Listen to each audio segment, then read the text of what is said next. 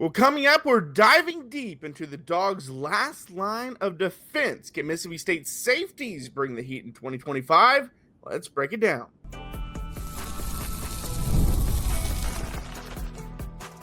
You are Locked On Mississippi State, your daily podcast on the Mississippi State Bulldogs, part of the Locked On Podcast Network, your team every day. Thanks for making Locked On Mississippi State your first listen every single day. Part of the Locked On Podcast Network, your team every day. My name is Jaron Spor. I'm a national college football writer at Athlon Sports. That's Landon McBride. We've got our last show of previews for today. I mentioned the safety position. That will obviously lead the show. Then we're actually going to talk about the specialists. So, no, you are not forgotten on this podcast. We will talk about you. Also, Mississippi State added some new coaches. What coaches are we looking forward to? We're obviously looking forward to all of them, but which ones are we kind of expecting major change from this upcoming season? Yeah. But first, let's dive into the safety position. And again, we reference it like we have on every episode. Our lads is kind of the go-to when you don't have a official depth chart. And they've put out a depth chart, and their two starting safeties are Tony Mitchell and Brylan Lanier. And then obviously Isaac Smith that we talked about in the linebacker one is a safety linebacker, nickelback kind of hybrid position. But I will start with Tony Mitchell. Obviously was a high 5-star recruit out of high school, went to Alabama, appeared in 6 games, was primarily a special teamer. I think he recorded like 1 tackle. And then he went to community college at East Mississippi. So just down the road, he was the number 2 ranked JUCO player in America and the number 1 ranked safety in the JUCO class. So he had a strong season at East Mississippi. Recorded 6 tackles, recovered 1 fumble, or 16 tackles, recorded 1 fumble. And I know a lot of people say those aren't eye-popping numbers. JUCO, you don't really get that. It's just more off of potential, and then obviously have some production. But he doesn't have a ton of production, but he's kind of been penciled in as the potential starter out there. Yeah, and he has a great pedigree, and also you kind of like when your safety's not making a lot of tackles. That means the front 7 are doing their job, so maybe that's why he doesn't have a ton of tackles. But no, the potential's there. He has, he has the size you want at safety. He was a 6'1", 215, so actually pretty big, good size safety. Yeah. You really hope that that potential is realized. He does take that next step, and you got Brylan Lanier, kind of sitting there on the other spot, more of the free safety. And, solid year last year. 2 tackles for loss, 53 tackles, did have an interception. So hopefully those interception numbers come up a little bit. But it's hard to feel good about the secondary, which we mentioned with the corners, just how many question marks, how much of a struggle it was last year. So you hope for some internal development, that Lanier progresses, Tony Mitchell's what you thought he was, and, they help anchor the backside of the defense. Yeah, the biggest question mark is, can Tony Mitchell live up to the potential? I mean, if he could live up to the potential, then you've got a major upgrade there. And obviously he put it together well in junior college. And I didn't expect, you even though he is a 5-star, 5-stars at Alabama are a little different because there's all over the field. And so just getting on the field on special teams is good. Now, he didn't, again, have a major impact as a true freshman. And so I know some people are kind of down on him, but that's just the reality of it. For some guys, it takes a little longer to reach that potential. If he can, you mentioned his size. He's great size for that position and can really boost this secondary. But like we talked about with the cornerbacks, I mean, it was just not acceptable last year with how bad they were in the secondary at safety and at cornerback. Again, I preface it again, defensive line plays a factor in that because they didn't get after the quarterback either, which would have helped the secondary. Mm-hmm. But still, the secondary, you're the last line of the defense if you're the safety. Too many blown coverages. Things like that can't happen again this year. Obviously, Isaac Smith is kind of the leader of the whole defense, had 127 tackles last year, 2 tackles for loss at that safety, linebacker, nickelback hybrid position. And you expect him to take, I don't know. I don't want to say I expect him to take a jump in terms of he'll go from 127 to 140 tackles because that's just not really realistic. But I think he'll take a jump in terms of you'll see that he's a better player this year. First off, I don't want him to have 127 tackles because if he does, that means people are getting past the line of scrimmage pretty quick. Yeah, that, and it could also mean that he's just the only one near the ball too, which you hope that a little more rallying to the ball, defense, team defense, gang tackling, all that kind of stuff. As far as the backups at these positions go, you have got a lot of experience. I mean, Yeah. behind Isaac Smith, you have a senior transfer, free safety is a junior, and strong safety, a senior. So I mean, a lot of experience on the backside. So you hope you don't see those guys a ton. Obviously, in the secondary, you do rotate guys frequently, so you will see them some. But you hope that experience means that it's good. Right. You have a guy who's been around the program for a while come in, and you're just like, you don't feel good about him being in there. So you hope that this is good. And Hunter Washington had a strong season last year for Mississippi State. 55 tackles, 2 tackles for loss. He's projected to be the backup behind Tony Mitchell. But again, I wouldn't be surprised if Hunter ended up starting. We'll just have to see how that plays out. But obviously, he started his career at Florida State. Then he's been at Mississippi State the last 3 years. Was a cornerback his first year at Mississippi State before switching to safety. So that just shows his versatility and that he's able to probably be your better cover guy out there. Tyler Woodard, which is obviously the backup, listed as the backup behind Brylan. He was a junior last year, played kind of sparingly, played only 4 games, 9 total tackles. I believe they ended up redshirting him that year. That's why he only played 4 games. I can't remember if that's exactly accurate or not, but he came from East Mississippi, also community college.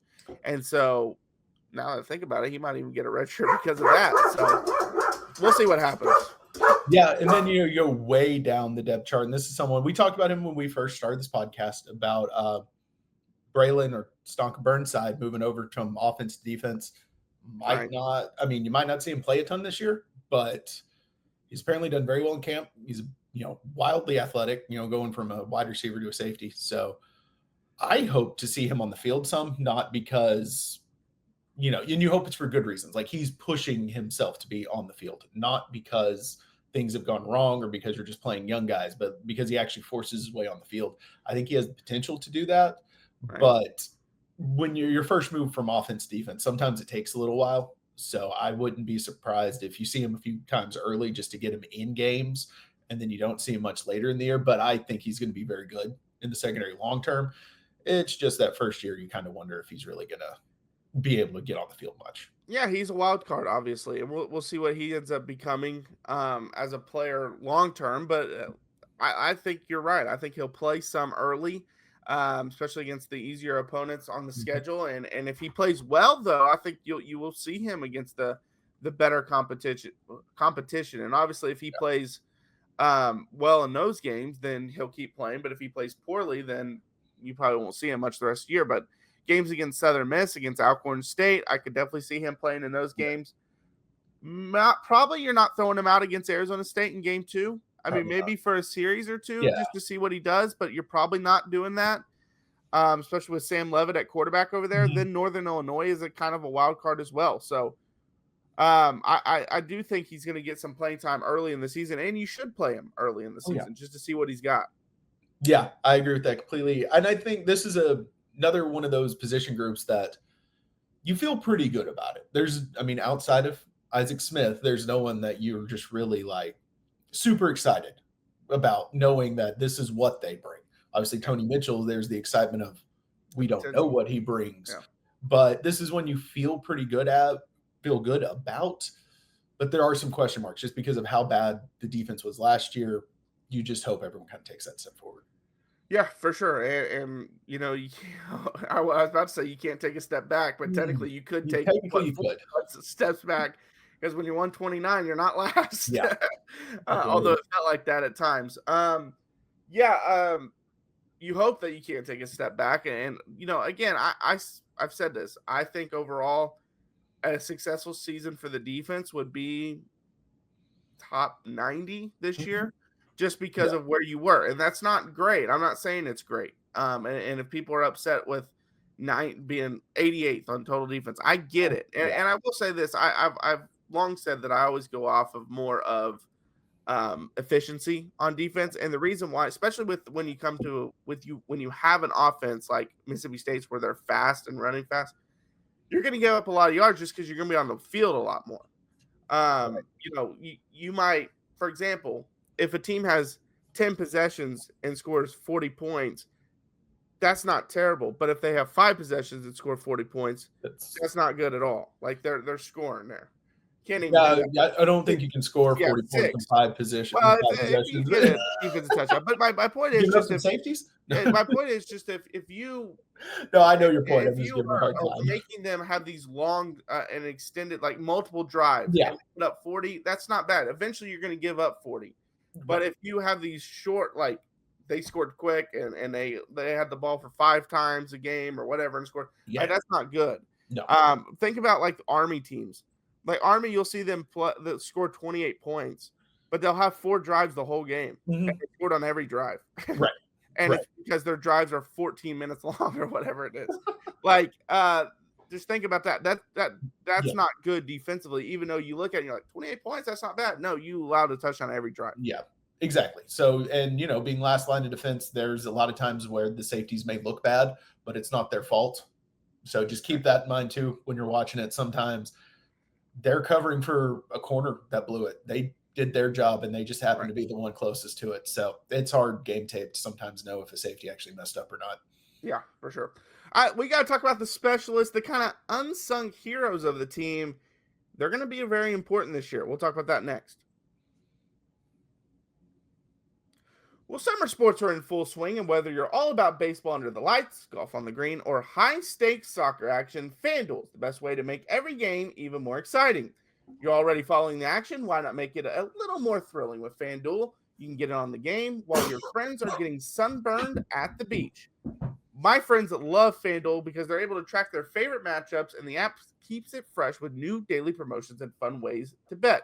For me, I love that it's easy to use, fast to pay out, and makes even regular season games feel like must-watch events. I love that. And I've talked about this many times, especially during the NBA season.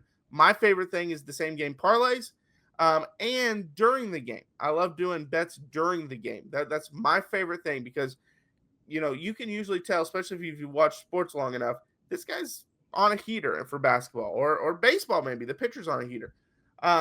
I think that I'm going to ride this out and give him, place a bet on him to hit 20 points or whatever you want to put, 5 threes, whatever it is.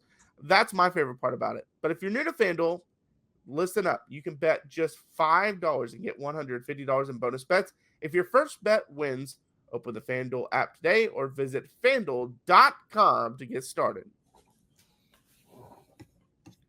Well, thanks for making Locked On Mississippi State your first listen every single day, part of the Locked On Podcast Network, your team every day. All right, so let's get into the specialists. Obviously, kicker and punter are the top 2, but then we got the kick returners, punt returners, all that. Long snapper, all that goes into it. Which long snapper, you're going to have a new one this year. You either have Ethan Myers, who's projected as a starter. That's why people hear long snapper talk. Yeah, he transferred in, and then Callan Cosper is obviously a true freshman. Mm-hmm. But at place kicker, you got Kyle Ferrie, which is great to have him back. Yes.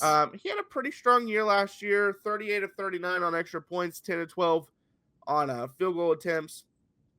You hope he doesn't miss any extra points. If it's blocked, it's not really his fault sometimes because that means a bad blocking technique or something like that could do it. But he's 65 of 66 in his career. He had a poor season in 23 where he went 16 to 22 from field goals. Last year, 10 to 12. Small sample size, but had a pretty strong year. Right. And so what's your thoughts on him this year?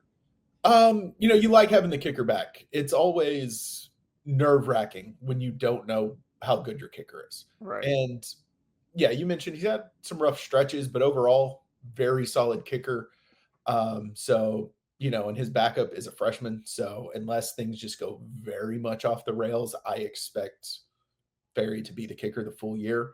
So don't think there's much of a competition really, but you feel good about him. He's not someone you feel, he's not, I'm blanking on some of the great kickers. Adam and Vinatieri. There you go. Vinatieri. He's not Vinatieri. He's not Vinatieri or early career Dan Bailey, where he never missed. Yeah. Those guys. You're not feeling that confident, but he's a very good kicker. Yeah, for sure. And I've obviously slept since then. I don't remember them really going after anyone in the transfer portal, which that just tells you how confident they are in him. Also, I don't know if you hear much about going after kickers. I and think you portals. do if the team knows that they're bad at it. Like we Right. heard a lot about Oklahoma going after one, and they Sure. were obviously bad at kicker. And we heard a lot about who was the one that got the top? Well, I think Texas. Yeah, Texas. It was Texas because Bert Auburn was terrible last year. He obviously transferred out, and they went hard after the kid from Texas State. So Right. I mean, you hear about some of the really bad ones, and I didn't hear anything. Don't remember hearing anything about Mississippi State really going after anyone. Ethan Pulliam is obviously new to the punting position. He, the funny thing is he also plays baseball, so he's he doesn't anymore. He's now focused. Well, yeah. I just mean he played baseball on the team in 2023. Obviously, focusing on football now. He didn't play any games last year. It was his redshirt freshman season, and that's because Nicholas Barmira was the punter last year, and he had a really strong season. 44.8 yards per punt is solid. It's not eye popping, but it's solid. And the thing about Barmira was he played 5 seasons. Yeah. So that was a lot of experience, and Pulliam hasn't played a game yet. So that's going to be interesting because, we know, like, while they're unsung heroes, specialists can win you games. Yeah. The punters can flip field position. The kickers obviously can kick important field goals, game-winning field goals, game momentum. Maybe the offense is struggling. He makes a field goal, and that gets them rolling. Like, just stuff like that is so important. But especially when the defense is as bad as it is, you need a punter that can flip field position. Oh, for sure. And yeah, I think Pulliam's going to be good. Now that he's focusing full time on football, which it's still crazy. You hear a lot about guys playing 2 sports. Rarely is the punter the one doing it. Yeah. And so, that's great. One thing I just noticed, and again, this is our lads. The backup, the freshman that I mentioned for the kicker, also, that's the holder. I'm confused. I apologize for that. I was about to go on a rant about something weird there. But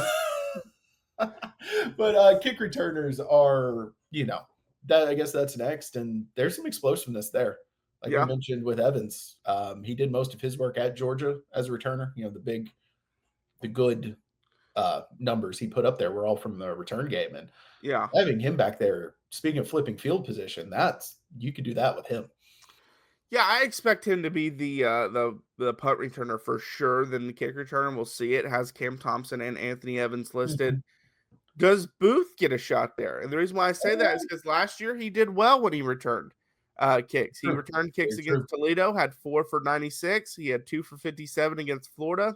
He had 1 for 42 against Arkansas, 3 for 71 against UMass, 1 for 27 against Missouri. So he did well in kind of spot duty. And now that you have Fluff, are you more okay with him returning some kicks? Because the one thing worried about last year was obviously if he got injured. So you didn't want him back there, and then he gets hurt, and then you're screwed at running back. This year, you at least have 2. But then you might also say on the flip side of that, we have a really good strength right now with those 2. I don't want to lose one of them because then we lose that strength. Right. And then wide receiver, we talked about they brought in so many guys. Maybe, that's why Cam Thompson, who is listed as a 3rd-string wide receiver, maybe that's why he gets a look. Anthony Evans obviously listed as a starter, but that's what he does is return game. So if you're not having him back there, then you're kind of taking away his strength. Yeah, 100%. And also, most of the time people do have 2 back on kickoffs all the time, and it just kind of which direction is the one who ends up doing it. So as long as Evans is on the field on the kick returns, I think he impacts it, whether he actually gets the ball or not. Because if he's back there, they're going to be kicking away from him, might be kicking it short. And we've seen how that operation can go off the rails so easily with kicking it out of bounds and then giving the offense a short field that way. Right. So I think the punt and kick return is going to be a strength of this team. Hopefully they have some cool gadgets that they work out, to kind of get things, maybe the throwback across the field. I always love when special teams pull out a little trick play to get things cooking. Yeah, I definitely think Cliff Odom will have something up his sleeve. So we'll see what they end up doing this year because, it's just so important, especially when you have a team that's, struggled last year. Special teams can win you some of those close games. And we talked about how we want to the goal for Mississippi State this year needs to be that they're in almost every game. And if they're in every game, that means it could come down to a lot of special teams. Yeah. And so, and it's not just the kick return, punt return, kicker, punter. It's also the return defense. And that has to be good because you can't allow these big returns, not just for touchdowns, just in general. So we'll see what ends up happening. All right. So we got to talk about some new coaches and which ones we're looking forward to the most. That's coming up next.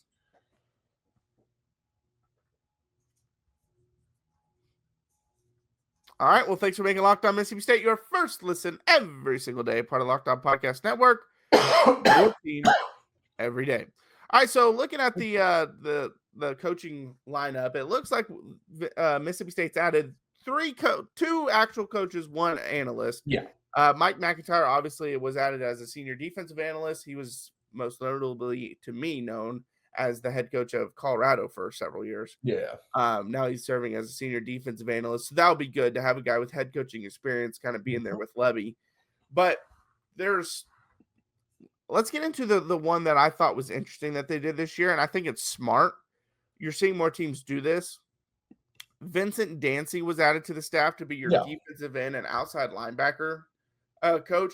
Last year, they just had a linebackers coach and a defensive line coach. They didn't split up D tackles and defensive ends. But you are seeing that more and more. And so, and I don't have all the numbers to look and say that like, oh, is that a great idea? But the best teams seem to do it. So, I mean, and he probably got that from Levy probably got that from Oklahoma because Oklahoma did it with Venables' staff. Todd Bates, great defensive tackle coach, did the tackles. Miguel Chavis does the defensive ends. And maybe that's kind of what he, has struggled last year. And that might be where he got the inspiration. Like, okay, maybe we do need to go to something like this.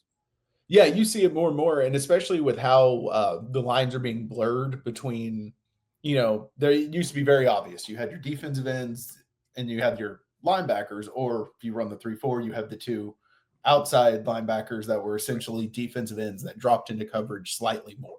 Yeah. But now the lines are getting blurred a lot more with some of these hybrid positions. So putting the pass rushers really into one group makes a lot of sense from both a, on field, training kind of thing. Like you're putting them through the same paces instead of having to have, your linebacker who's kind of a pass rusher go run across the field halfway through practice to go get some work in. You just have defensive ends and the pass rushing linebackers all working together.